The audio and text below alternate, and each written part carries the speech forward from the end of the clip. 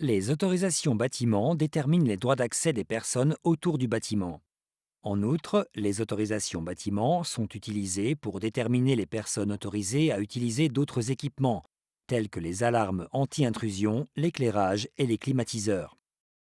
Les autorisations bâtiment se trouvent dans les règles. Plusieurs autorisations par défaut ont été configurées pour votre commodité. Tous les appareils à tout moment donnent un accès intégral à tout et cela sans restriction. Tous les appareils heures de travail donnent accès à tout, mais uniquement dans la plage horaire des heures de travail. Vous trouverez de plus amples informations à ce sujet sur la vidéo plage horaire. Outre les autorisations bâtiment par défaut, vous pouvez créer vos propres autorisations bâtiment personnalisées. Utilisez la touche de la barre d'outils pour ajouter une nouvelle autorisation bâtiment et nommez-la. Vous pouvez ici sélectionner les personnes qui profiteront de cette nouvelle autorisation.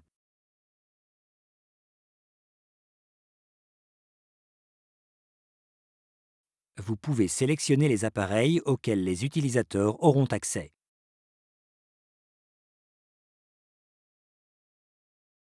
Vous pouvez sélectionner les plages horaires pendant lesquelles les autorisations d'accès seront accordées. Si plusieurs plages horaires sont sélectionnées, des autorisations seront accordées au cours de l'une d'entre elles.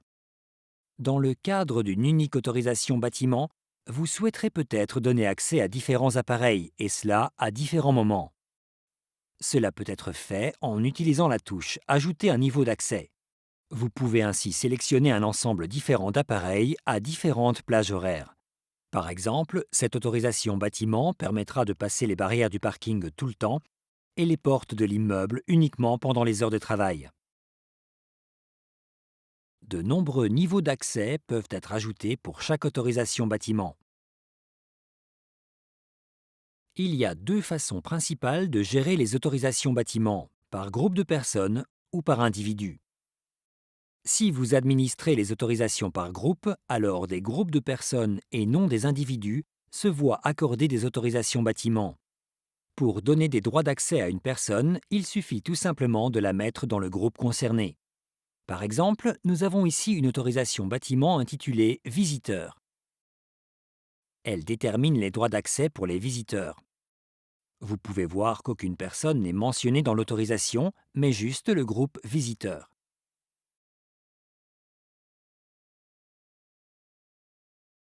Lorsqu'une nouvelle personne est créée dans le groupe Visiteurs, elle obtient automatiquement les autorisations concernées.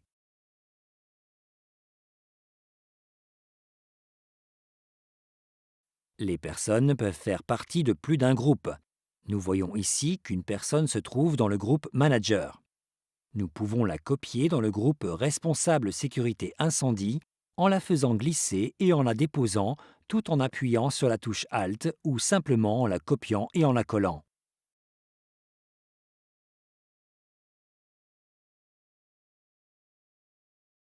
Être dans plus d'un groupe signifie que cette personne obtient les autorisations qui ont été attribuées aux deux groupes. Si une personne se trouve dans plusieurs groupes, elle n'a toujours qu'un seul dossier. Considérez leurs multiples apparitions dans les groupes comme étant des raccourcis.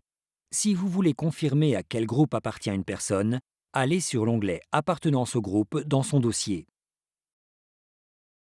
Les groupes peuvent ici être consultés et modifiés. Les autorisations d'une personne peuvent être supprimées en la déplaçant pour la mettre dans un dossier particulier et en la supprimant de tous les autres dossiers, ou tout simplement en utilisant la touche Supprimer la personne sur la barre à ruban.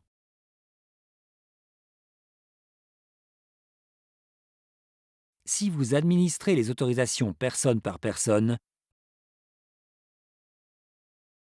vous pouvez aller dans le dossier de la personne et sélectionner l'autorisation concernée.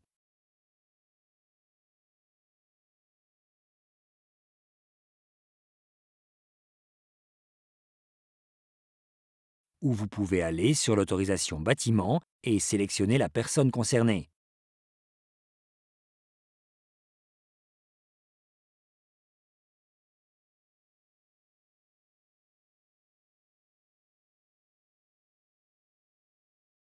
Les deux méthodes permettent d'arriver exactement au même résultat. Choisissez la méthode qui vous convient le mieux. Les employés peuvent se voir attribuer plusieurs autorisations bâtiment. Les autorisations bâtiment en résultant pour toute personne correspondent à la somme des autorisations qui lui ont été attribuées.